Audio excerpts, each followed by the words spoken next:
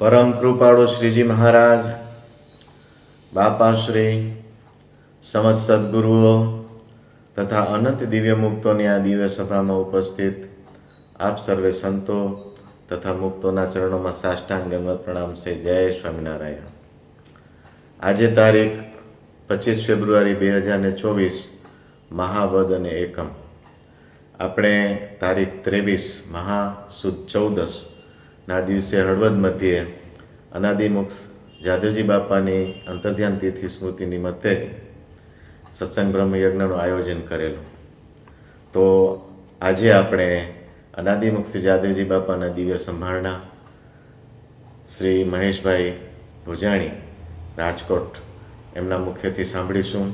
તો આવો શ્રી મહેશભાઈ જાદવજી બાપાને દિવ્ય સંભાળના, અને ત્યારબાદ આપણે જાદવજી બાપાના જ આશીર્વાદ લેશું અને ત્યારબાદ 2 મિનિટની ધૂન કરી આજની આપની આ સભાની પૂર્ણાહુતિ કરીશું. સહજાનંદ સ્વામી મહારાજની જય, બાપા શ્રીની જય, સદગુરુ શ્રીની જય, સ્વામિનારાયણ ભગવાનની જય. જે ઉત્પત્તિ તથા સ્થિતિ લય કરે, વેદો સ્તુતિ ઉચ્ચરે, જેના રોમ સુછિદ્રમાય અણુષમ, બ્રહ્માંડ કોટી ફરે. માયા કાળ રવિ શશી સુરગણો, આજ્ઞાન લોપેક્ષણ, એવાય અક્ષરધામનાય અધિપતિ શ્રી સ્વામિનારાયણ. શ્રી સ્વામિનારાયણ. સર્વાવતારી પૂર્ણ પુરુષોત્તમ શ્રી સ્વામિનારાયણ ભગવાન, જીવન પ્રાણ બાપાશ્રી મહા અનાદિ મુક્તરાજ પરમ પૂજ્ય સદગુરુ શ્રી જાદવજી બાપા, મહા અનાદિ મુક્તરાજ પરમ પૂજ્ય શ્રી નારાયણ મામા તથા સર્વે દિવ્ય અનાદિ મુક્તોના ચરણોમાં સાષ્ટાંગ દંડવત પ્રણામ સાથે જય સ્વામિનારાયણ. ભગવાન સ્વામિનારાયણે અનંત જીવોનું આત્યંતિક કલ્યાણ કરવાનો જે સંકલ્પ કરેલો છે, એની પુષ્ટિ રૂપે પોતાની મૂર્તિમાં રહેલા એક દિવ્ય અનાદિ મુક્તને આ પૃથ્વી ઉપર દ્રષ્ટિગોચર કરવાનો નિર્ણય કર્યો, અને એ મુજબ એક એવા દિવ્ય અનાદિ મુક્તને જીવન પ્રાણ બાપાશ્રીના પૌત્ર તરીકે આ લોકમાં મોકલ્યા. એ દિવ્ય અનાદિ મુક્ત એટલે આપણા સૌના પરમ વંદનીય પરમ પૂજ્ય એવા શ્રી જાદવજી બાપાશ્રી. જાદવજી બાપાશ્રીની અંતર્ધ્યાન તિથિ મહાસુદ 14ને દિવસે છે. એટલે આજનો આખો આ કાર્યક્રમ આપણે જાદવજી બાપાશ્રીની દિવ્યતા વિશેનો લઈશું. તો સૌ રાજી રહેશો. ઘણા વર્ષ પહેલાં જાદવજી બાપા કચ્છમાંથી ઘાટીલા પધારેલા. ઘાટીલાથી ખાખરચી થઈ અને જેતપર આવેલા.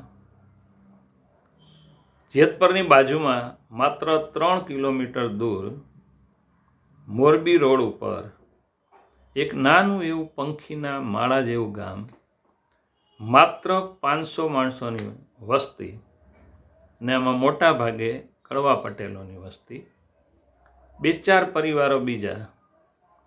હાવ સાત્વિક ગામ. કોઈ પ્રકારની કોઈ ઝંઝાટી ગામમાં નહીં. અને એ ગામમાં એ સમયે હું પ્રાથમિક શાળાનો શિક્ષક હતો. જાદવજી બાપા જેતપર પધાર્યા. 2 દિવસ રોકાણા. બીજે દિવસે સવારે બાપાને મંદિરમાં મેં પ્રાર્થના કરી કે બાપા, આપ કૃપા કરીને જસમતગઢ ગામમાં પધારો તો બધા વિદ્યાર્થીઓને આપ વર્તમાન ધરાવો અત્યારે વિદ્યાર્થીઓ નહીં સમજી શકે કે એમનું શું કાર્ય થઈ રહ્યું છે, પણ એ મોટા થશે ત્યારે ભગવાનની ભક્તિ કરશે અને બધા અક્ષરધામમાં આપના સંકલ્પે કરીને જશે. બાપા રાજી થયા. કેટલાક હરિભક્તોને લઈ જાદવજી બાપા સાથે અમે જસમતગઢ ગામ પહોંચ્યા. શાળાનો સમય 7:30 થી 12:30 હતો. અમે બરાબર 7:30 10 મિનિટ ઓછી હતી ને પહોંચ્યા. બધા બાળકો વ્યવસ્થિત ફળિયામાં ગોઠવાયેલા હતા. સ્કૂલ ખોલી અને પ્રાર્થના શરૂ કરવાની હતી. પહેલાં બાપાશ્રીને અંદર પધરાવ્યા. જાદવજી બાપાના દિવ્ય મુક્તો બધા અંદર આવ્યા. પ્રાર્થના સભા શરૂ થઈ. ભગવાન સ્વામિનારાયણનું એક કીર્તન બોલાણું. પ્રાર્થના પૂરી થયા પછી જાદવજી બાપા બહુ રાજી થયા. બાપાએ હાથમાં પાણી લઈ અને બધા ઉપર છાંટ્યું. એ કે જેને આ પાણીનો સ્પર્શ થયો હશે, એટલે કે જેને પાણી ઉડ્યું હશે, એક છાંટો પણ જેના ઉપર પડ્યો હશે, એ બધાને અમે તેડવા આવશું, એવા આશીર્વાદ આપ્યા. આ બાળકો શું સમજે, પણ વાતાવરણ એટલું પવિત્ર અને આનંદિત હતું કે બધા એના હૃદય પ્રસન્ન હતા. બધાના ચહેરા ઉપર આનંદ હતો. બાપાએ થોડી ભગવાનની વાતો પણ કરી. પ્રાર્થના પૂરી થઈ. બધા પોતાના વર્ગોમાં ગયા. બાપાશ્રી પાછા જેતપુર આવવા નીકળ્યા. ગામના પાદરમાં સ્કૂલ, અને પાદરથી બહાર નીકળી અને જાદવજી બાપા એક ક્ષણ ઊભા રહ્યા. પાછું ફરી જસમતગઢ ગામ ઉપર કૃપા દ્રષ્ટિ કરી. જાદવજી બાપા એમ બોલ્યા કે આ ગામ બહુ સુખી થશે. હવે એ વખતે છેક આસો મહિના સુધી વરસાદનું એક ટીપું નહીં પડેલું. કોઈ પણ પાક ઉગે એવું બને જ નહીં. હવે સૂકી ખેતી, વરસાદ ઉપર જ આધાર, અને વરસાદ થયેલો નહીં. જાદવજી બાપા જે બોલે તો એમના મુખે ભગવાન સ્વામિનારાયણ બોલે, એટલે વચન સત્ય જ હોય. જાદવજી બાપા જેતપુર આવ્યા. 8 દિવસ પછી એટલો વરસાદ થયો, એક સાથે 11 ઇંચ વરસાદ પડ્યો. હવે જસમતગઢ ગામના ખેડૂતોએ નક્કી કર્યું કે મોટા ભાગની સિઝન તો વહી ગઈ, વરસાદ હવે થયો, હવે શું વાવવું? એટલે ગામે નક્કી કર્યું કે રાઈના બદલે મોટા દાણાવાળી રાઈ આવે ને, રાયડો કે રાયડો બધાએ વાવી. એક તો એનું બિયારણ થોડું સસ્તું, અને બીજું કે એમાં કશી સારવાર ન કરવી પડે. એમ વાવી આવી પછી વાત પૂરી થઈ જાય. બધાએ રાયડો વાવ્યો. આ ગામમાં એ વખતે લક્ષાધિપતિ માણસો બહુ જૂજ, એટલે ગણી ન શકાય, એટલે એમ કે કોક જ એમ. અને એ ગર્ભિત રીતે હશે. એમ જાહેરમાં તો કોઈ લક્ષાધિપતિ હતું જ નહીં. એમ આ રાયડાની એવી સિઝન આવી. આ વાત છે 1982-83ની કરું છું. એવી સરસ સિઝન આવી કે નાનામાં નાના ખેડૂતને એ વખતે 82-83ની સાલમાં 1 લાખ રૂપિયાની ઉપજ આવી. એનાથી વધારે ઉપજવાળા તો ઘણા બધા. બાપાશ્રીએ એમ કીધેલું કે આ જસમતગઢ ગામ બહુ સુખી થશે. અને પછી ઉત્તરોત્તર એની પ્રગતિ થઈ. આજે ગામમાં કરોડપતિ વ્યક્તિઓ પણ છે. આ મોટાની એક દૃષ્ટિ પડે ત્યાં વાતાવરણમાં શું ફેરફાર થાય, અને એમના આશીર્વાદના વચનો છે એ કેવા મૂર્તિમાન થાય. એના એક આ નાના પ્રસંગથી આપણે આગળ વાત કરીશું. પણ બાપા એમ બોલ્યા કે અધ્યાત્મ વાતો છે એ મોટાના સમાગમ વિના પોતાની બુદ્ધિએ સમજાય તેમ નથી. આનો એક સરસ મજાનો પ્રસંગ આપને મારે કહેવો છે. અમદાવાદવાળા ત્રિભુવનભાઈ બહુ સાદા, જીવન એકદમ સાદું, જમવાનું સાદું, પોશાક પણ સાદો, અને મોટા ભાગે ક્યાંય મુસાફરી કરવાનું થાય તો સાયકલથી કરે. સાયકલ એ જૂની રાખે. ભુજમાં સાયકલ રાખે અને ત્યાંથી સાયકલ ઉપર બેસીને બળદિયા જાય. ત્યાં ઘણા દિવસો સુધી રોકાય. આ બાજુ ઝાલાવાડ અને અમારા મચ્છુકાંઠાના ઘણા બધા ગામોમાં જ્યાં સત્સંગ હોય ત્યાં ત્રિભુવનભાઈ ખૂબ રોકાણા અને ખૂબ સત્સંગ કરાયો. ખૂબ ઊંચી સમજણ અને છતાંય બિલકુલ નિર્માની એવા ત્રિભુવનભાઈ એમણે અચાનક આપણા બધા વચ્ચેથી વિદાય લીધી. એ નિમિત્તે રામપરા ગામમાં પારાયણનું આયોજન થયેલું. હવે એ વખતે આટલું સડકનો ને એટલો વિકાસ નહીં થયેલો, એટલે રામપરામાં સુરેન્દ્રનગર જોરાવરનગર થઈને ટ્રેનમાં, સાયલાવાળી ટ્રેનમાં રામપરા જવાય. નાની નેરોગેજ ટ્રેન. જેતપરનું ઘણું મોટું મંડળ. અમે બધા રામપરા જવા માટે સુરેન્દ્રનગર આવ્યા. જોરાવરનગરથી ટ્રેનમાં બેઠા. અમારા બધાના સદભાગ્યે જાદવજી બાપા પણ એ જ ટ્રેનમાં, અને એક ડબ્બામાં જ અમે બધા સાથે હતા. જેતપરના મંડળની એ વખતે એવી સમજણ કે એક ક્ષણ પણ નકામી ન જવા દેવી. એટલે ટ્રેનમાં બેઠા ત્યાંથી બધાએ જાદવજી બાપાના ચરણો સ્પર્શ કર્યો અને પછી કથા વાર્તા શરૂ થઈ.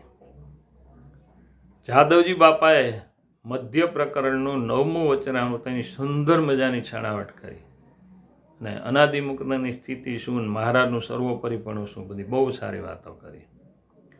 એકદમ શાંતિ વ્યાપી ગઈ. અમારા ડબ્બામાં થોડાક બીજા માણસો હતા, એ એક ધ્યાને બાપાની વાતો સાંભળતા હતા. બાપાની વાણીમાં એવી દિવ્યતા, એવો ચમત્કાર, બધા એના હૈયામાં શાંતિ. રામપરા આવવાને થોડી વાર હતી, બાપા કે હવે ધૂન બોલો. એટલે જેતપરના હરિભક્ત અમરસિંહભાઈ ઝાકાસણિયા, એનું ગળું એટલું સરસ ભગવાને આપેલું, એમને સુંદર હલકે મજાની ધૂન શરૂ કરી. 10 મિનિટ થઈ, જાદવજી બાપા કે હવે કીર્તન બોલો. અને અમરસિંહભાઈએ કીર્તન શરૂ કર્યું સદગુરુ નિષ્કુળાનંદ સ્વામીનું.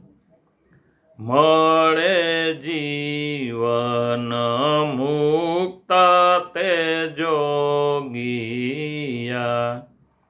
ત્યારે ટળે તન મન તાપ, સતસંગ કીજીએ. ફરે અવયવ યારે શરીરના, પરા પડાય પંડના પાપ, સતસંગ કીજીએ. એક પદ, બીજું પદ, ત્રીજું પદ ને ચોથું પદ શરૂ કર્યું. ધન્ય ધન્ય એ સંત સુજાણને, જેનું ઉલટી પલટ્યું આપ, સંત તે સ્વયં હરિ. આપ ટળી મળ્યા ભગવાનમાં, જેના આપમાં હરિનો વ્યાપ, સંત તે સ્વયં હરિ. હલકથી અમરસિંહભાઈ કીર્તન બોલ્યા. એકદમ આનંદ, ગળું એટલું પહાડી ને એટલું મીઠું. કીર્તન પૂરું થયું પછી જાદવજી બાપાએ પ્રશ્ન પૂછ્યો કે આ કીર્તન કઈ સ્થિતિના મુક્તનું છે એમ. એટલે અમે બધા એકી અવાજે કીધું, બાપા અનાદિ મુક્તની સ્થિતિ. આ મળે જીવન મુક્ત તે જોગ્યા, ત્યારે ટળે તન્મન તાપ, સત્સંગ કીજીએ. ફરે અવયવ આરે શરીરના, પરા પડાય પંડના પાપ, સત્સંગ કીજીએ. અને ધન્ય ધન્ય સંત સુજાણને જેનું ઉલટી પલટી વાપ. બધી આખી ચર્ચા કરીને પહેલાંથી વાત કરી કે ભાઈ આ મળે જીવન મુક્ત એ એકાંતિકનું છે, અને એ પદ એકાંતિકનું છે, અને ધન્ય ધન્ય સંત સુજાણને જેનું ઉલટી પલટી વાપ. આપ ટળી મળ્યા ભગવાનમાં જેના આપમાં હરિનો વ્યાપ. એ અનાદિની સ્થિતિનું છે. જાદવજી બાપા થોડુંક હૈસા. એણે એમ કીધું બરાબર વિચારો. પછી કે બાપા એમાં શું વિચારવાનું હોય, આથી વિશેષ સ્થિતિ શું હોઈ શકે એમ. બાપા કે મહેશ ફરીથી કીર્તન બોલ. એટલે અમે મંડળમાં બેસતા, મને આવડતું, મેં શરૂ કર્યું. આપ ટળી મળ્યા ભગવાનમાં જેના આપમાં હરિનો વ્યાપ આવ્યો. બાપા કે ઊભા રહ્યો. આમાં શું આવ્યું કે જેના આપમાં હરિનો વ્યાપ. તો અનાદિ મુક્ત છે ને, એ તો હરિમાં એનો વ્યાપ છે, અને આ તો મુક્તમાં મહારાજનો વ્યાપ, એમ કીધું. તો હવે વિચારો કઈ સ્થિતિનું કહેવાય. છતાંય પૂરો પ્રકાશ હૃદયમાં પડે નહીં. બાપા કહેતા સાચું જ હોય, ખોટું ન હોય.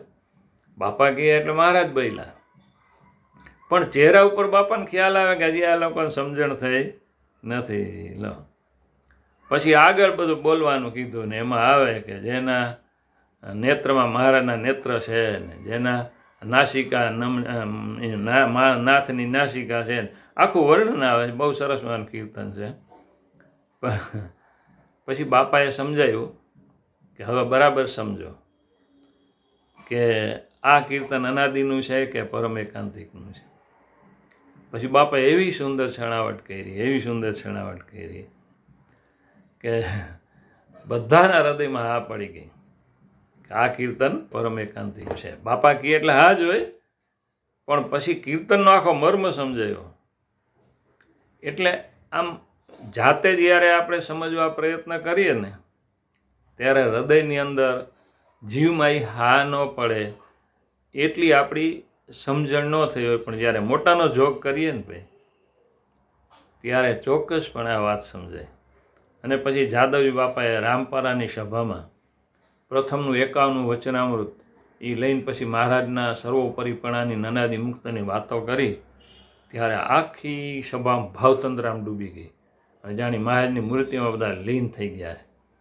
એવો દિવ્ય પ્રતાપ જાદવજી બાપાએ બતાવેલો. તો આવા શ્રી જાદવજી બાપા એક વખત સત્સંગ પ્રચારાર્થે અનંત જીવોનું કલ્યાણ કરવા માટે અમદાવાદ પધારેલા. સરસપુર મંદિરમાં ઉતારો, અને દરરોજ અહીંયા સભા ભરાય. પછી કોઈ આગ્રહ કરે કે બાપાને લઈને ઘરે પધરામણી કરવી, તો જાદવજી બાપા ઘરે પણ પધરામણીએ જાય હરિભક્તોને લઈને. એમાં એ વખતે હીરાભાઈ જોઈતાભાઈ પટેલ, જેણે આપણા સત્સંગની ખૂબ સેવા કરેલી છે, ખૂબ મોટી સ્થિતિવાળા મુક્ત, એણે આગ્રહ કર્યો એટલે બાપા એના બંગલે ગયા. થોડાક હરિભક્તો ભેગા હતા. ખૂબ સારી સભા થઈ. હીરાભાઈનો સ્નેહ અને એ આનંદ. ત્યાંથી બાપા પાછા સરસપુર આવ્યા, અને હજી થોડો સમય હતો એટલે જગજીવનભાઈ હાલાણીએ પ્રાર્થના કરી કે બાપા નવા મકાન બનાવ્યા છે, અહીંથી બહુ દૂર નથી, અને હજી સમય છે, જો આપ આજ પધરામણી કરવા આવો તો એટલી મારી પ્રાર્થના સ્વીકારો તો અમને ખૂબ આનંદ થાય.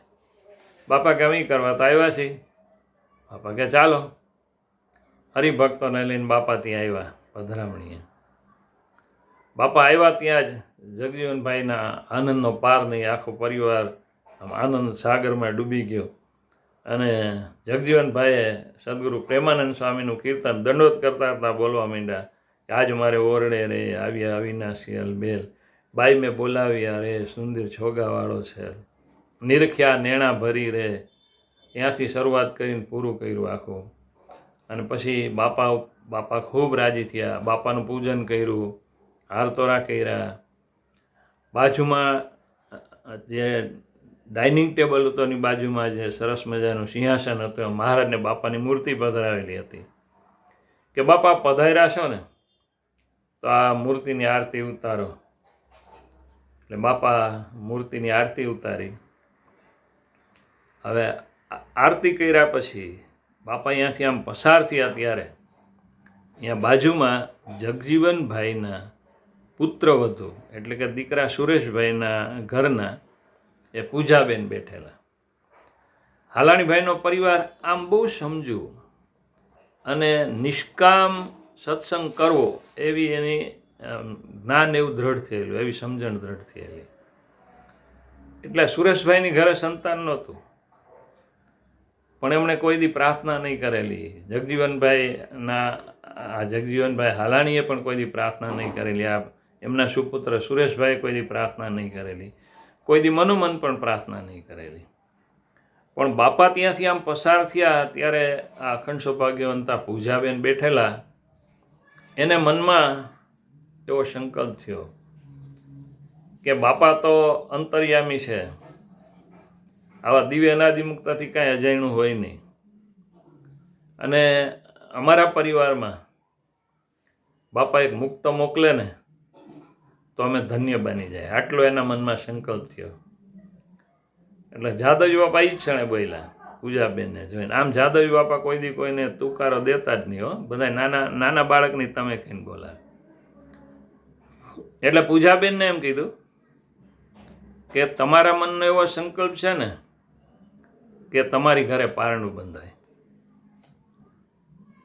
એટલે પૂજાબેન આમ બીજું કાંઈ બોલ્યા નહીં, પણ ચહેરા ઉપર એકદમ પ્રસન્નતા દેખાણી. બાપા મારો સંકલ્પ જાણી ગયા. બાપા કહે તમારી ઘરે મહારાજ એક મુક્ત મોકલશે. અને પછી બાપાએ હાથમાં પાણી લઈને છાંટ્યું અને પછી સભા કરીને બાપા મંદિર ગયા. થોડા ટાઈમ પછી એક દિવ્ય મુક્તનો આવિર્ભાવ થવાના ચિહ્નો બધાએ પૂજાબેનને જણાવવા માંડ્યા. અને યોગ્ય સમયે એક પુત્રનો જન્મ થયો. અને બાપાએ એમ કીધું કે તમારા મનમાં જે સંકલ્પ છે એવું એનું નામ રાખો, અને એનું નામ કૃષાંગ રાખવામાં આવ્યું. એ કૃષાંગભાઈ જેમ જેમ મોટા થતા ગયા એમ એને સત્સંગનો રંગ ચડતો ગયો. બન્યું એવું કે 2019ની સાલમાં આ પૃથ્વી ઉપર એક ભયંકર મહામારીએ ભરડો લીધો, અને 20ની સાલ, 21ની સાલ, 22ની સાલ, 19માં ચીનથી શરૂઆત થઈ અને વિશ્વમાં કોરોના નામનો રોગ વ્યાપી ગયો. એમાં આ કૃષાંગના પપ્પા સુરેશભાઈને કોરોનાની શરૂઆત થઈ. વાત તો બહુ મોટી છે, પણ મોટા પોતાના સંકલ્પોથી શું કામ કરે છે. સુરેશભાઈને આ કોરોના લાગુ પડ્યો. પહેલી અને બીજી લહેરમાં તો ગવર્મેન્ટે બહુ જ નક્કી કરેલું, એને હોસ્પિટલ ભેગા કર્યા અને બહુ સારી સારવાર. જોકે આખા વિશ્વમાં ભારતના વડાપ્રધાન મોદી સાહેબે જે આ મહામારી વખતે દેશ અને દેશવાસીઓ માટે જે કાંઈ કર્યું છે એના માટે સમગ્ર દેશ એનો ઋણી છે. તાત્કાલિક બધાને સારવાર મળે, આવડો મોટો એક ખંડ જેવડો દેશ, અને છતાંય આખા વિશ્વની દ્રષ્ટિએ જો સારામાં સારી સારવાર ને સારામાં સારા પગલાં આ રોગના સામે રક્ષણના લેવાના હોય તો ભારત દેશમાં લેવાના છે. આપણે સૌ મોદી સાહેબના ઋણી છીએ. તો સુરેશભાઈને સરકારી હોસ્પિટલમાં દાખલ કર્યા. જગજીવનભાઈને જો આ વાતની ખબર પડે તો એનો બહુ જ અતિ લાગણીશીલ સ્વભાવ, અને સ્વાભાવિક છે, પુત્રને કંઈ થતું હોય તો પિતાને થાય જ. એક તો મોટી ઉંમર, અને બધાએ નક્કી કર્યું કે સુરેશભાઈને સારું થઈ જાય પછી આપણે જગજીવનભાઈને વાત કરશું. એમ ડૉક્ટરોએ સુરેશભાઈની સારવાર શરૂ કરી. એટલે રોગે એના લક્ષણો પહેલાં નાકમાંથી ગળામાં, અને ગળામાંથી પછી અંદર જો લંગ્સમાં, ફેફસામાં ઉતરી જાય જો રોગના જંતુઓ કોરોનાના, તો પછી એનો બચાવ બહુ મુશ્કેલ. ડૉક્ટરો ખૂબ પ્રયત્ન કર્યા, અને છતાંય સુરેશભાઈના ફેફસાની અંદર એ ઉતરી ગયા કોરોનાના વિષાણુઓ. સઘન પ્રયત્નો છતાંય દિવસે દિવસે તબિયત લથડતી જાય, બધા મૂંઝાણા શું કરવું.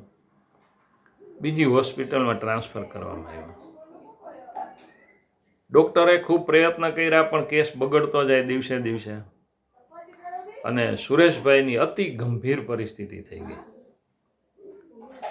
પછી બધાને એમ થયું કે હવે જગદીશ આ ભાઈ એમના પિતાશ્રીને હાલાણી સાહેબને જાણ કરવી એમ.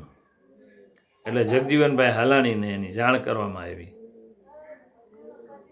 આટલું બધું રોગમાં ઘેરાયેલું શરીર થઈ ગયું છે એ જોઈને જગજીવનભાઈનું હૈયું આંખો દ્વારા ઠલવાનું. એમણે એકાંતે બેસી ભગવાન સ્વામિનારાયણ ખૂબ પ્રાર્થના કરી, મહારાજ કાળ માયા ઈશ્વર એ બધું તમારી પાસે શું કહેવાનું, તમે નક્કી કરો તો કાળનું ન ચાલે, માયાનું ન ચાલે. તો આ કાળનો ભયંકર પંજો અને એ પંજામાં સુરેશ સપડાણો છે. તમે ધારો તો એને આયુષ્ય આપી શકો, ન તો પણ મારી પ્રાર્થના છે એટલું બોલતા સુરેશ ભાઈ જગજીવનભાઈ ખૂબ રડી પડ્યા. પછી જાદવજી બાપા વિશે ગુરુભાવ અને જાદવજી બાપાના દિવ્ય સ્વરૂપની એને ખૂબ પ્રતીતિ, એટલે પછી જાદવજી બાપા સાથે આમ વાત કરતા એવી રીતે સામે મૂર્તિ રાખી અને વાત શરૂ કરી કે બાપા તમારી કૃપાથી અમારા પરિવારમાં કૃષાંગનો જન્મ થયો છે, અને ડૉક્ટરો એમ કહે છે કે હવે અમારા હાથની વાત નથી. તો આ સુરેશને કાંઈ થશે તો કૃષાંગનો વિકાસ, જીવન વિકાસ કેવી રીતે થશે બાપા, એમ કહીને ખૂબ ઢીલા પડી ગયા. એ વખતે જાદવજી બાપા મૂર્તિમાંથી એટલે મહારાજ એમ કહે છે, બાપા એમ કહે છે કે અક્ષરધામની મૂર્તિ, મનુષ્ય મૂર્તિ અને પ્રતિમા, એટલે મનુષ્ય સ્વરૂપ અને પ્રતિમા ત્રણેય એક છે મહારાજના. એમ મોટા મુક્ત પણ અહીંયા દેખાતા હોય ને ભાઈ, ત્યારે આપણને એ દ્રષ્ટિમાં, આપણી દ્રષ્ટિમાં એ દિવ્યતા ન હોય તો આપણને મનુષ્ય જેવા લાગે, અને જો આપણે જ્ઞાન દ્વારા અને એ દ્રષ્ટિ કેળવેલી હોય તો એ જ સ્વરૂપ આપણને દિવ્ય લાગે. પણ પ્રતિમા દ્વારા એ પ્રગટ છે, અને પ્રગટ કરતાં એ પ્રત્યક્ષ છે. પ્રગટનો અર્થ એવો છે કે આ બ્રહ્માંડમાં છે ખરા, એમ આ ભરતખંડમાં છે, આ ગામમાં છે કે આ સ્થળમાં છે, પણ પ્રત્યક્ષ એટલે તો દ્રષ્ટિ સામે જ છે એમ. એટલે એમને જાદવજી બાપાને જ્યાં પ્રાર્થના કરી, જાદવજી બાપાના ચહેરા ઉપર હાસ્ય આવ્યું, આ મૂર્તિ ઉપર. અને પછી જાણી જાદવજી બાપા કહેતા હોય ને એવો અવાજ એમને સંભળાયો કે સુરેશને કાંઈ નહીં થાય એમ. જ્યાં સંકલ્પ થયો એ જ સમયે હોસ્પિટલમાં ડૉક્ટર તપાસ કરવા આવેલા, એને એમ હતું કે સુરેશભાઈ હવે થોડી ક્ષણો માટે છે એવું.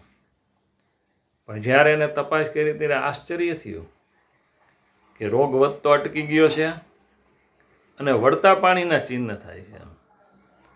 ડૉક્ટરની ટીમ ઉત્સાહમાં આવી ગઈ. થોડું વધારે હોશથી, આમ તો પોતાની ફરજ બરાબર બજાવતા ડૉક્ટરો, પણ વધારે ઉત્સાહથી કાર્યવાહી શરૂ થઈ, અને થોડા સમયમાં સુરેશભાઈ એકદમ સ્વસ્થ થઈને ઘરે આવી ગયા. તો કાળ માયાનો હુકમ મોટા મુક્ત ચાલવા દે નહીં. આજે કૃષાંગ તો ભર યુવાનીમાં છે, પણ છતાં એવો દિવ્ય સત્સંગ રાખે છે. આ જાદવજી બાપાની કૃપા છે. તો જાદવજી બાપાએ આ સ્વરૂપે કેટલાનું કેવું કલ્યાણ કર્યું એ આપણે જોઈ રહ્યા છીએ. ત્યારે ગુજરાત કોલેજના પ્રોફેસર ઉદયનભાઈ ભટ્ટ, એનો કિસ્સો મને યાદ આવે છે. ઉદયનભાઈ નાનપણથી હોશિયાર બહુ. એમના દાદા નીતિમતા અને સદાચારવાળા. એ વારસો ઉદયનભાઈના પિતાશ્રીને મળ્યો, અને એમનો વારસો ઉદયનભાઈને મળ્યો. ઉદયનભાઈ અભ્યાસમાં ખૂબ હોશિયાર, ખૂબ સારું ભણ્યા, અને આમ આધ્યાત્મિક જીવ પહેલાંથી, એટલે ભગવાન સ્વામિનારાયણનો તો પરિચય નહીં. એમને સાંઈ બાબાના પરિચયમાં એટલે એમના મૂર્તિના પરિચયમાં આવેલા, એટલે સાંઈ બાબાની ભગવાન માને અને એમના આદેશ મુજબ જીવવા પ્રયત્ન કરે. પણ નીતિમત્તાવાળા ખરા એટલે આત્માને મહારાજ ઓળખે. ઘણો સમય ભક્તિ કર્યા પછી આપને આશ્ચર્ય થશે, કદાચ કોઈ સત્ય પણ ન માને, પણ તદ્દન સત્ય વાત છે કે સાંઈ બાબાએ એને દર્શન આપ્યા, પ્રગટ, સ્વપ્નમાં નહીં, અને એમ કીધું કે મારા લાખો હરિભક્ત છે, જે બધા આવે છે એમાં મોટા ભાગના આ લોકની વસ્તુઓ મારી પાસે માગે છે, એટલે કે ભૌતિક વસ્તુઓ, માયિક વસ્તુઓ બધી માગે છે. બધાને આ લોકના સુખની એષણા છે. પણ ઉદયનભાઈને એમ સાંઈબાબા કીધું કે તમારી ઈચ્છા આત્માની ઉર્ધ્વગતિ થાય અને આત્માનું કલ્યાણ થાય એવી છે, એટલા માટે હું તને દર્શન આપીને એમ કહું છું કે હું તને એવી પ્રેરણા કરી ને એવા આધ્યાત્મિક માર્ગે લઈ જવા માગું છું કે જ્યાં તારા આત્માનું કલ્યાણ થાય. આટલા આશીર્વાદ આપીને સાંઈ બાબા અદૃશ્ય થઈ ગયા. આ ઉદયનભાઈએ પ્રગટ વાત કરેલી છે મને, આ મુખોન્મુખ, કે મને સ્વપ્નમાં નહીં, ખાલી ઝાંખી થઈ એમ નહીં, પણ પ્રગટ એમને દર્શન આપેલા અને એમને એવી પ્રેરણા કરેલી કે આત્યંતિક કલ્યાણ તરફ જવાય. એમ થયું એવું કે એમના કાકાના ઘરની વસ્તુઓ બધી વ્યવસ્થિત કરવાની હતી, એમાંથી ઉદયનભાઈના હાથમાં વચનામૃત આવ્યું, રહસ્યાર્થ વચનામૃત.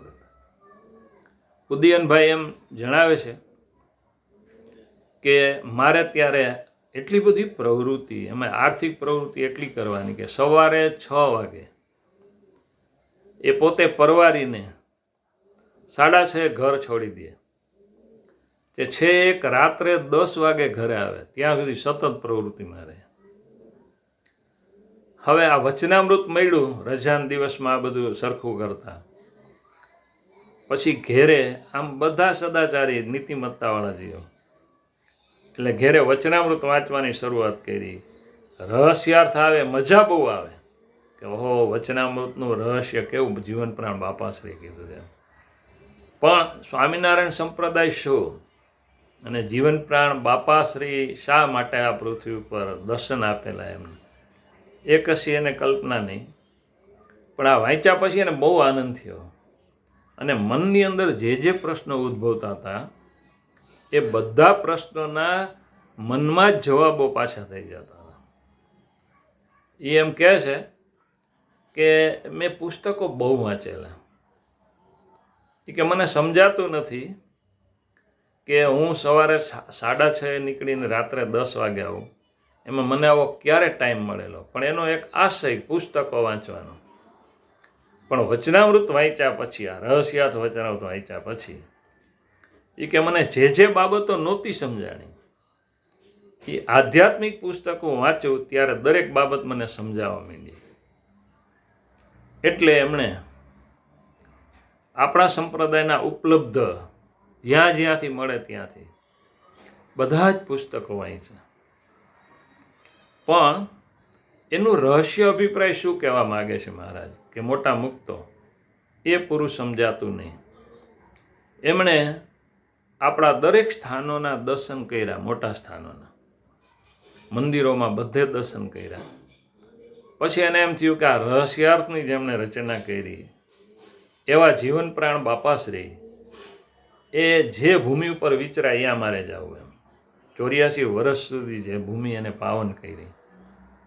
અને ઉદયનભાઈ અહીંયા બળદિયા આવ્યા. છતેડી ધામમાં એ અંદર દરવાજામાં પ્રવેશ્યા એ જ વખતે આ અનાદિમુક્તરાજ પરમ પૂજ્ય શ્રી જાદવજી બાપાશ્રી એ બધા હરિભક્તોને વર્તમાન ધરાવતા હતા, કોઈ ઉપર પાણી છાંટતા હતા. ઉદયનભાઈ કે મને ખબર નહીં કે આ સ્વરૂપ કોણ છે એમ, પણ મેં જઈને હાથ ધર્યો અને કીધું કે મને વર્તમાન ધરાવો. એટલે બાપાએ એ વખતે એમને વર્તમાન ધરાવ્યા કે જાઓ, તમને મૂર્તિમાં રાખ્યા.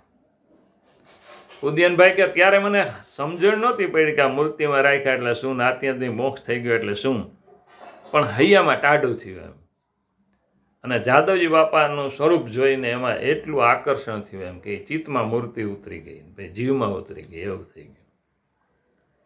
પણ પછી આશ્ચર્ય એ થયું કે જે પુસ્તકો વાંચ્યું એ બધા પુસ્તકોની તમામ વાતો એકદમ સાક્ષાત્કાર થઈ જાય, સમજાય જાય પૂરેપૂરી એમ. અને પછી એક દિવસ એમ કહે છે કે મને ખબર નહોતી કે આ કેવી મોટી અકારણ મારા ઉપર કૃપા થઈ, મારા જીવનનો એક મુખ્ય વળાંક હતો કે હું આત્યંતિક કલ્યાણના માર્ગે આવી ગયો એમ. અને આ આનંદમાં એક દિવસ સવારે પૂજા કરવા બેઠા, પૂજા પૂરી થઈ ત્યાં સુધીમાં એક સુંદર મજાના એક કીર્તનની રચના થઈ કે મૂર્તિમાં છું હું તો મૂર્તિમાં છું, જાદવજી બાપાએ વર્તમાન ધરાવ્યા ત્યાંથી મૂર્તિમાં છું. સરસ મજા, બહુ ફાઇન કીર્તન છે. એનો ટાઈમ આપણી પાસે એટલો નથી, પણ જાદવજી બાપાએ વર્તમાન ધરાવ્યા ત્યારથી મૂર્તિમાં છું. અને એને એટલો બધો એનો કેફ આવી ગયો. આજે તો ઉદયનભાઈ પાસે જોઈએ તો જ્ઞાનનો ખજાનો છે, અને એમનો જોગ કરીએ તો કેટલીક ન સમજાણી હોય એ બાબતો આપણને પણ સમજાય, અને છતાં એટલા એ નિર્માની છે. એટલે આપણને ખૂબ આનંદ થાય કે ઉદયનભાઈ છે એમને જાદવજી બાપાએ કેવા જોગમાં લીધા.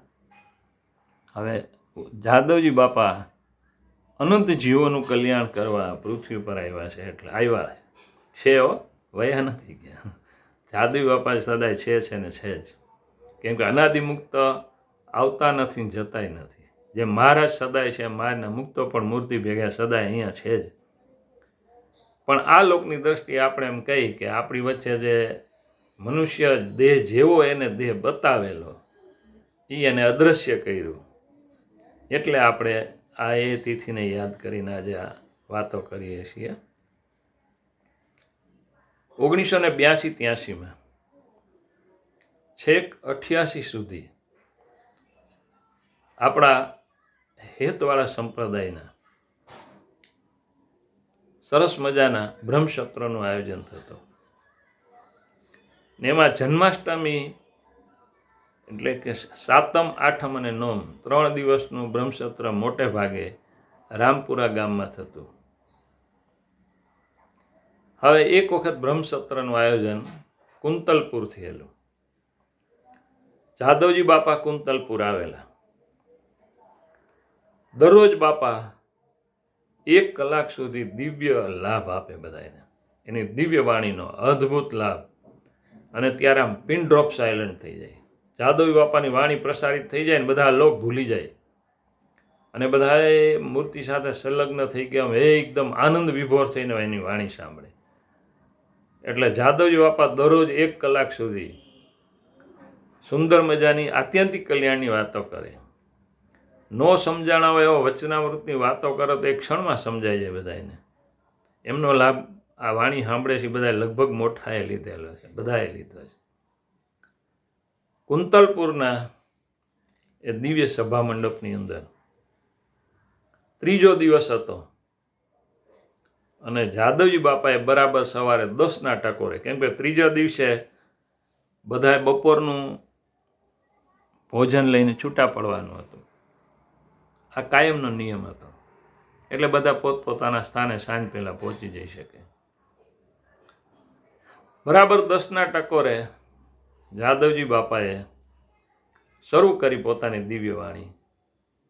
એમાં ઘણા વચનામૃતો આવરી લીધા, બાપાની વાતોના પ્રસંગો, એમની દિવ્ય વાણી અવિરતપણે 1 કલાક સુધી 11ના ટકોરા પડ્યા ત્યાં સુધી બાપાથી પ્રસારિત કરી. એક ક્ષણમાં જાણી વાત પૂરી થઈ ગઈ હોય ને એવો બધાને આનંદ હતો. એમ કે બસ એટલી વારમાં વાત પૂરી થઈ ગઈ. તાલીઓના ગળગળાટ પડ્યા. એ દ્વારા બધાએ પોતાનો આનંદ વ્યક્ત કર્યો. જાદવજી બાપા મંડપમાંથી ઊભા થયા એટલે કોઈને એવો સંકલ્પ થતો હોય કે હવે બાપા અહીંથી પોતાના સ્થાને અહીંયા બાજુમાં મંડપની બાજુમાં બિરાજમાન થવાના હશે, એટલે ત્યાં બેસવાની ઈચ્છા હશે. એમ કોઈને એમ થયું કે ઉતારે જવાની ઈચ્છા હશે. આમ જાદવજી બાપાને બેસવાનું તો સભા મંડપમાં વચ્ચે જ હોય ને, પણ છતાંય જુદા જુદા સંકલ્પ બધાને થયા હોય. હવે બાપા ત્યાંથી ઉઠીને આમ ચાલતા થયા સભામાંથી. એટલે એ વખતે કાતરોડીના અગ્રગણી હરિભક્ત કહેવાય એવા ચમનભાઈ એ ઊભા થયા, સંતોકી એની અટક, અને એ થયું કે બાપાનો હાથ ઝાલીને ઉતારે લઈ જાઓ. અત્યારે ત્યાં એના જે ભાઈ જગદીશભાઈ રહે, જેને બધા જગાભાઈ કહે, એનું જે ઘર છે એ ઘર બાપાનો તે દી ઉતારો ને એવું હતું. એટલે બાપા આમ પસાર થયા એટલે ચમનભાઈ એમનો હાથ ચાલ્યો અને ધીમે ધીમે બહાર લઈ ગયા. સભામાંથી બહાર નીકળ્યા પછી જાદવજી બાપા તો અંતરિયામી એટલે બોલ્યા કે આપણે ઉતારે નથી જવું, રસોડું ક્યાં છે ત્યાં લઈ જાવ એમ. એટલે ચમનભાઈને આશ્ચર્ય થયું કે રસોડે જાદવજી બાપા આવે છે તો આમ દિવ્ય દ્રષ્ટિ કરવી હશે, અહીંયાના હરિભક્તો અહીં નથી આવી શકતા સભા મંડપમાં, એટલે એમ હાથ ઝાલીને લઈ ગયા. ત્યાં ગયા એટલે લાડુની ચોખી તૈયાર થઈને પડી હતી, દાળ ભાત શાક સંભારા પૂરીને બધું થતું હતું. જાદવજી બાપાએ મહારાજની ચરણ જ કાઢી અને લાડુ ઉપર થોડીક છાંટી, થોડી શાક દાળ ભાતના ઓલા તપેલા ને ત્રાસ ઉપર નાખી, અંદર પાણી લઈને બધાને આમ વર્તમાન ધરાવ્યા કે અહીંયા નથી આવી શકતા સભા મંડપમાં, એ બધા અહીંયા છે, એ બધા ઉપર આત્યંતિક કલ્યાણનો વરસાદ છે માનજો એમ. પછી જાદવજી બાપા પાસે ચમનભાઈને કીધું કે હાલો તો બાપા ઉતારે જવું છે? તો કે ના ના ઉતારે નથી જાવ, પણ આજે સંકલ્પ કરેલો છે કે આ પ્રસાદીનો એક કણ જેના મોઢામાં જશે એને મારને લઈને અમે તેડવા આવશું. આમ અનંત જીવોના કલ્યાણ આવી રીતે મોટા કરે છે. પાછા સભા મંડપમાં ગયા, સમાપ્તિ થઈ. ગામડું ગામ, આમ નાનું ગામ કુંતલપુર ગણાય, આમ આધ્યાત્મિક દ્રષ્ટિએ બહુ મોટા બધા, પણ વસ્તીની દ્રષ્ટિએ નાનું ગામ. એટલે માનેલું કે અહીંયા આ ખૂણાના ગામમાં હરિભક્ત આવીને 200 જણા આવશે એમ તે દિવસે.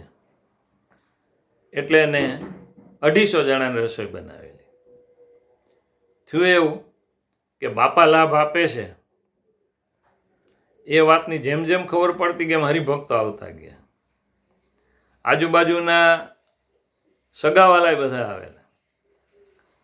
રસોઈ બનાવેલી 200 હરિભક્તની, વધીને 250 પૂરું થાય એવું. ત્યાં 650 હરિભક્તો તદી આવ્યા. ગામમાં બધા તિલક ચાંદલાવાળા દેખાય. ચમનભાઈ કેમ થશે એમ, કુંતલપુરના દિવ્ય હરિભક્તો બીજા બધા આપણા બાલુભાઈ બધા ભેગા હોય ને ભાઈ, શામજીભાઈ, તો એ બધાને એમ થોડો સંકલ્પ થાય કે આ કેમ થશે, મોટા મોટા બીજા હરિભક્તો એ નહીં. પણ બાપા એમ બોલ્યા કે આવા ઉત્સવો હોય ને ત્યાં રસોઈ હોય ને એ ઢાંકેલી રાખવી એમ. લાડુ પીરસવા આવો ત્રાસ ઉપર આમ ઢાંકેલું રાખીને એક બાજુ પીરસવું એમ. એટલે પીરસવાની શરૂઆત થઈ. 650 હરિભક્તો જઈમાં. પછી 12 ગામથી આવેલા હરિભક્તોને ભેગા લાડુ આપ્યા. જોકે દાળ ભાત શાક સંભારા કોઈનો તૂટો ના આવ્યો. અને પછી તો બ્રહ્મસત્ર પૂરું થયું, પછી ઘરે ઘરે લાડુ વેચ્યા આખા કુંતલપુરમાં, તોય લાડુ ખૂટ્યા નહીં. આ લાડુ વધારે થયા એ ધ્યાન હું નથી દોરતો, પણ વાત એ છે કે બાપાનો સંકલ્પ હતો કે જે આ પ્રસાદીનું એક કણ જમશે એને અમે મારે લઈને તેડવા આવશું.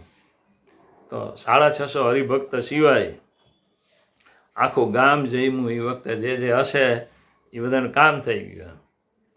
અને ગાયોને પણ નાખ્યું જે પાછળથી વધ્યું હતું. બધું 12 ગામથી આવેલા હરિભક્તોને આપ્યું, એ એના ગામમાં જઈને બીજાને પ્રસાદી આપી છે. તો મોટા મુક્તના સંકલ્પ કેવા કે એક ક્ષણમાં અનાદિ મુક્ત કરીને મૂર્તિ મૂકી દે અને કેટલાયના કલ્યાણ એક સંકલ્પ કરી નાખે. એટલે બાપા બોલ્યા કે લાખ વર્ષ અરે યોગ કરો અને જે કામ ન થાય એ દર્શન માત્રમાં થઈ જાય, માત્ર દર્શન માત્ર. અને લાખ જન્મ ધરો ને સત્સંગ કરો એનાથી આ 1 મિનિટનો જોગ અધિક છે. એ આમ અધિક છે દયાળુ. એક ક્ષણમાં બાપા કલ્યાણ કરી દે બધાને. આવા જાદવજી બાપાએ જ્યારે બળદિયાના મંદિરમાં સભા કરેલી અને હરિભક્તો બધા મોટા મોટા આવેલા, મોરબીથી ઝવેરભાઈને લુણસરથી વખતે આવેલા, મોરબીના હરિભક્તો આવેલા, જેતપર ઘાટીલા, ખાખરેથી, વેજલપર, કુંભારિયા, અમારે અહીંયા મચ્છુ કાંઠામાં કુંભારિયા ગામ છે, ત્યાંથી ઘણા બધા હરિભક્તો આવેલા આખા ઝાલાવાડને. પછી સભા પૂરી થઈ, બધા પોતપોતાના ગામે જવા નીકળ્યા. કચ્છના હરિભક્તોએ જાદવ બાપાને પ્રાર્થના કરી કે બાપા અત્યારે સમય બહુ સારો છે, હમણાં ખેતીનું કામે નથી, તો આપણે છપૈયા દર્શન કરવા જાય. જો આપ ભેગા આવો તો. બાપાએ એમ કીધું કે અમે ભેગા તો આવીએ, પણ અમારી આજ્ઞા માનો તો. કે બાપા એમાં શું, આપ કયો એ માનશું. બાપા કે જે સંઘમાં જોડાય એને એમ માનવાનું કે હવે આ લોકમાં બીજું કાંઈ છે જ નહીં, એમ માનીને સંઘમાં ભેગું આવવાનું. એટલે દેહ ગે કશું જ બીજું સંભાળવું નહીં, હગા વાલા સ્નેહી મિત્રો કોઈને સંભાળવા નહીં. બીજી એક વાત કે જ્યાં વાત કરવાની થાય અહીંયા ભગવાનને ભગવાનના મુક્તો સિવાય બીજી કોઈ વાત ન કરવી. આ વ્યવહાર, સંસાર વ્યવહારની કોઈ વાત યાદ ન કરવી. અને તીર્થમાં જઈએ ત્યાં આપણે રસોઈ આપવી, તીર્થનું અન્ન ન ખાવું. અને તીર્થની એક એક ક્ષણ આપણે ભગવાનની દિવ્યતાની વાતો સિવાય ન વિતાવવી. એમ કે બાપા મંજૂર બધાય કે. તો કે એવા હોય ને એ તૈયાર થાજો. હવે પોણી બસ ભરાય એટલા હરિભક્તો તૈયાર થયા. બસ કોની બાંધવી, તો એ વખતે ઝવેરભાઈ શ્રીજી ટ્રાવેલ ચલાવતા, એટલે યાદ આવ્યું કે ઝવેરભાઈ સેવાભાવી છે, આપણે એમને વાત કરીએ. એટલે ઝવેરભાઈને સમાચાર આપ્યા કે કચ્છમાં જવું છે અને ચૈત્ર સુદ નોમનો મહારાજનો પ્રાગટ્યનો ઉત્સવ આપણે અહીંયા છપૈયામાં કરવાનો છે, એ રીતે આયોજન કરવાનું છે. એટલે ઝવેરભાઈ કે ભલે બાપા. એમને એ વખતે પહેલાં લેન્ડલાઇન કોલ એમાં કેવડાવ્યું કે બાપા કહે એમ. તો બાપા કહે પણ હરિભક્તોની સંખ્યા બસ જેટલી નથી. કે બાપા કાંઈ વાંધો નહીં, હું સેવામાં બસ આપું છું. અને માત્ર બાપા કહે એવું ના ચાલે, એટલે કે માત્ર તો ડીઝલનો ખર્ચ લઈશ, બીજું કાંઈ નહીં લઉં એમ. બાપાએ આજ્ઞા કરી. એટલે ઝવેરભાઈ એમ કીધું કેટલી જગ્યા ખાલી છે, એટલે ત્યાંથી જગ્યાનો આંકડો આવ્યો. એટલે એટલા એમને લુણસર ને મોરબીથી બધા ભેગા કર્યા. અને પછી બસમાં બધા આવ્યા. એટલે તે દિવસે કચ્છમાંથી સવારે બસ ઉપાડી, સાંજનું રોકાણ ઝવેરભાઈ ત્યાં. સાંજે બધા ઝવેરભાઈએ બધા માટે થાળ બનાવડાવ્યા. બાપાને બધા રાજી થયા, થાળ જમ્યા. પછી રાત્રિની મુસાફરી શરૂ કરવાની હતી. એટલે એ વખતે ઝવેરભાઈએ અમદાવાદના એક કાનાભાઈ એને રાખેલા ડ્રાઈવર તરીકે. અને ઝવેરભાઈ પોતે ડ્રાઇવિંગ કરે. એટલે ઝવેરભાઈએ નક્કી કર્યું કે તમારાથી હાલે ત્યાં તમે હલાવો, બાકીનો સમય હું હલાવું. બે વારાફરતી ડ્રાઇવિંગ કરતા આવે. કાનાભાઈ સત્સંગી નહીં, એ અમદાવાદના હતા. હું માનું છું ત્યાં સુધી રબારી હતા, કાનાભાઈ રબારી. છપૈયા પહોંચવામાં આખી રાત ઝવેરભાઈ ડ્રાઇવિંગ કર્યું, આખી રાત. વહેલી સવારે છપૈયા પહોંચ્યા. હવે થોડો આરામ કરવાની ઈચ્છા હતી, પૂજા પાઠ થઈ ગયા. અને ઝવેરભાઈ કે હું થોડોક આરામ કરી લઉં એમ કરીને ઉતારે ગયા. મંગળા આરતી થઈ ગયેલી. ત્યાં અચાનક આ કાનાભાઈ ધોળા આવ્યા. કાનાભાઈને એમ હતું કે હવે અત્યારે બસ અહીં રોકાવાની છે તો હું સાફસૂફ કરું એમ. એટલે બસ સાફસૂફ કરવા ગયા, દોડા આવ્યા.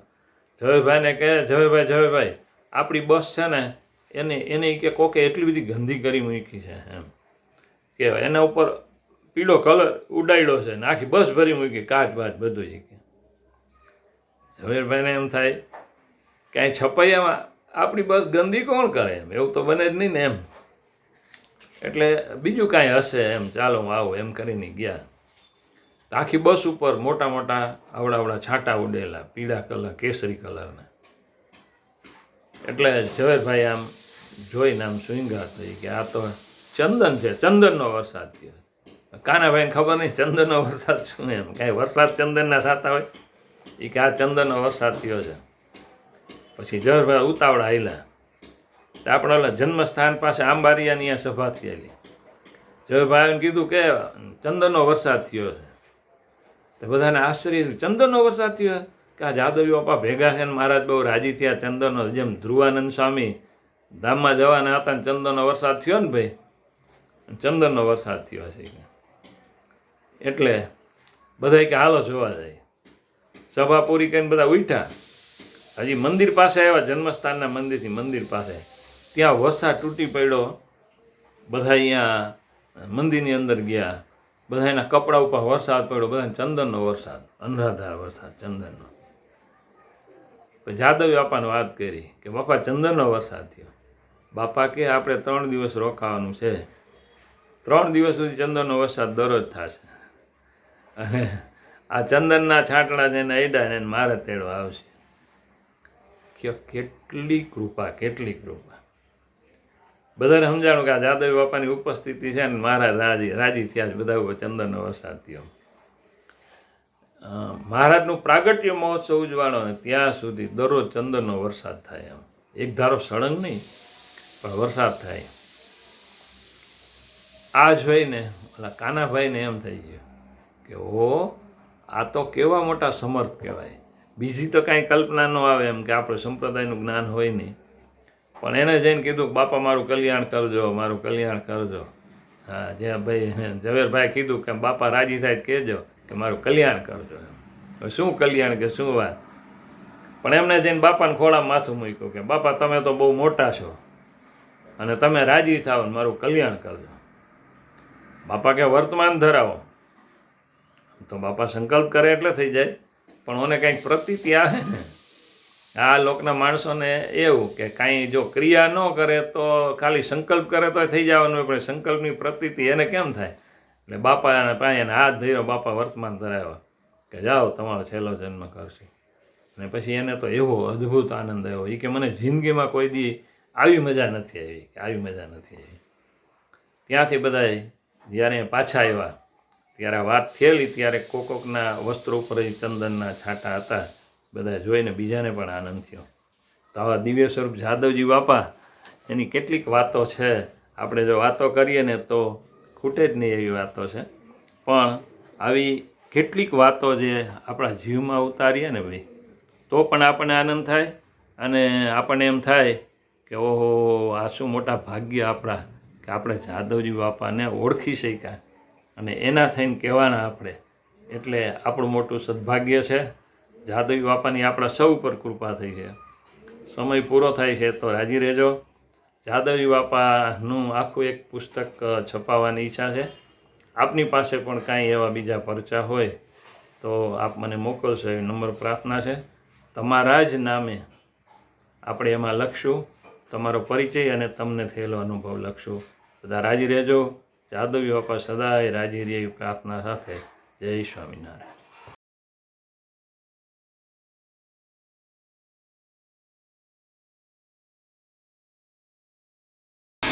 મહારાજ સ્વામિનારાયણ ભગવાન એક જ, એના મુક્ત અનંત, એને આપને ડેરા રાખ્યા છે. એ ભગવાનનું સમૃદ્ધિ ના ભોગવી, એને એની અનુવર્તિમાં ખબરદાર છે રહેવું. અનુવર્તિથી બહાર નીકળો તો માયા હેરાન કરે. તે આપને પ્રગટ ભગવાન ને પ્રગટના મળેલા આરા પડખી ઉભા રહ્યો. મૂર્તિમાં રે મળેલા, બારે જે હોય એ મળેલા ન કહેવાય. અમુકાન સ્વામી મહારાજના મળેલા હતા. મહિમા જેવો છે તે ન જાણ્યા તો બારે રહી ગયા.